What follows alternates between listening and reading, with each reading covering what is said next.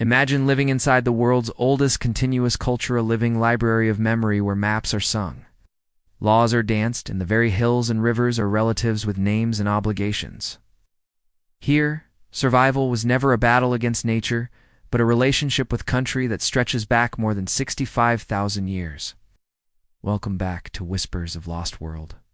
I'm your host, M. Noman Rashid, and today we're re-traveling deep into the heart of Australia to meet the Aboriginal peoples whose knowledge, resilience, and artistry formed an unbroken thread through ice ages, monsoons, deserts, and seas. Stay with me because in the next moments you'll discover how ancestors crossed open water in some of humanity's earliest sea voyages. It's how the dreaming weaves cosmology with practical science, how songlines function as oral GPS across vast distances, how carefully tended fires shaped the continent, how rock art and ritual encode law and memory, how colonization tried to silence those songs, and how the voices still rise today. Origins picture the deep time of the first Australians, while glaciers crawled across the northern hemisphere. People were already established on Sahul, the ancient landmass connecting New Guinea and Australia. They crafted tools, cooked at hearths, and navigated coasts and rivers. The archaeological record at places like northern rock shelters points to human presence beyond 60,000 years. Even without written alphabets, their histories traveled mouth to ear, heart to heart, ancestor to child. Consider what that continuity means. The same constellations traced by an initiated elder tonight were sung by his forebears before pyramids rose, before Rome fell, before the ink of the modern map was wet. The dreaming at the center of it all is the dreaming, sometimes called Dreamtime, yet that English name is a thin translation. The reality is not the past.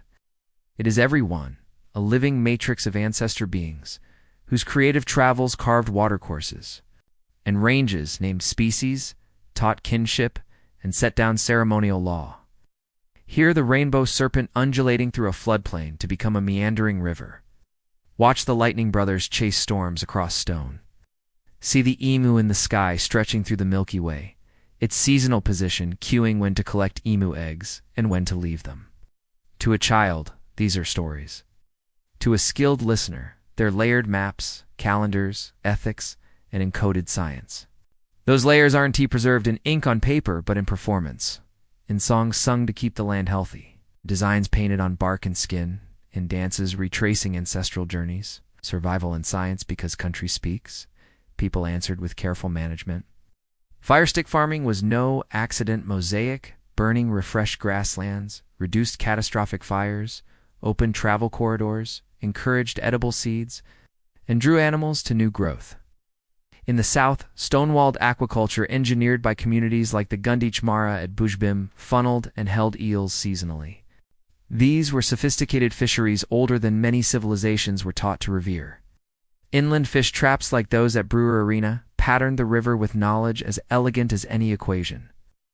Over everything arced oral infrastructure songlines, paths you walk by singing the world into sequence. Verse by verse you cross ridges, skirt dunes, find a soak where a lizard ancestor once paused. Memory of melody becomes a compass. Seasons wear in tea for neat boxes on a calendar, but finely grained cycles, 6 or more in many places defined by flowers blooming. Ant behavior, bird calls, winds, taste, and the hue of clouds at dusk. Art and expression, the arts are no afterthought. Walk into stone galleries of Arnhem Land, Kakadu, or the Kimberley, and you'll meet painted records older than pyramids. X-ray style fish with bones visible under skin. Spirit beings with elongated limbs. Hunters poised with spear throwers. Hand stencils like signatures across the millennia. Rock art is not mere illustration. It is archive, title deed, and ceremonial script. Paintings from central deserts carry dreaming stories while protecting sacred details. Bark paintings shimmer with cross-hatched linework speaking of sea country and yam vines. And while the didgeridoo in some languages comes from the north and was not universal, its drone in ceremony is more than music. It is breath braided to country.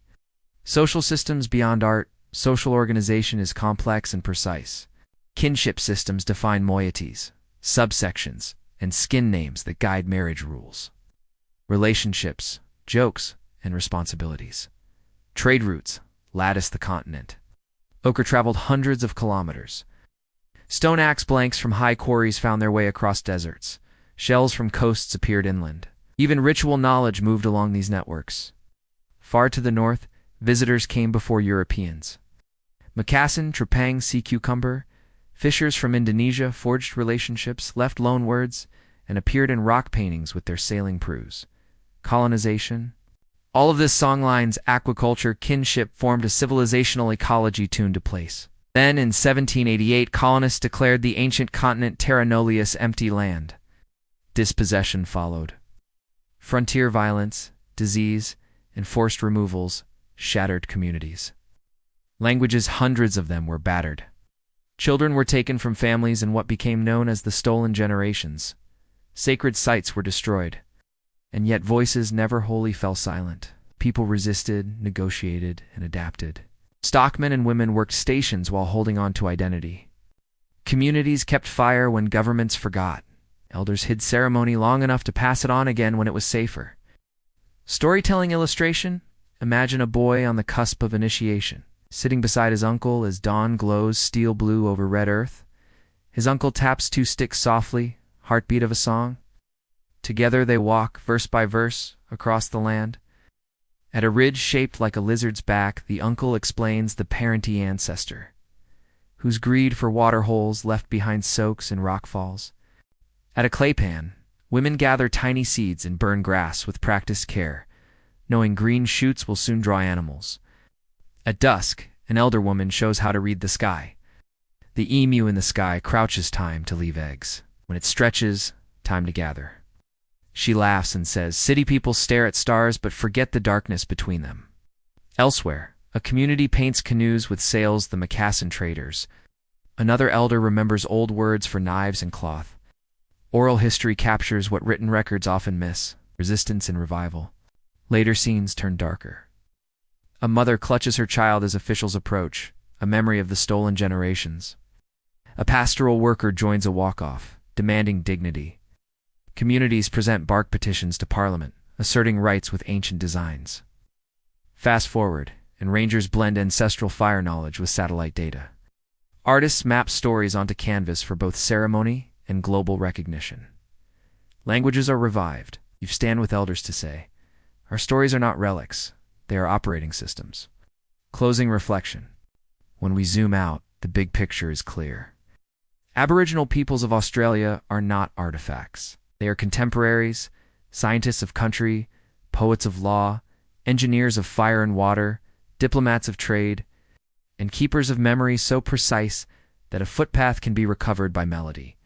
We've learned that dreaming is not long ago, but a living structure. We've seen how burning, aquaculture, and seasonal calendars formed a management plan written onto the land. We've admired rock art that is both archive and ceremony.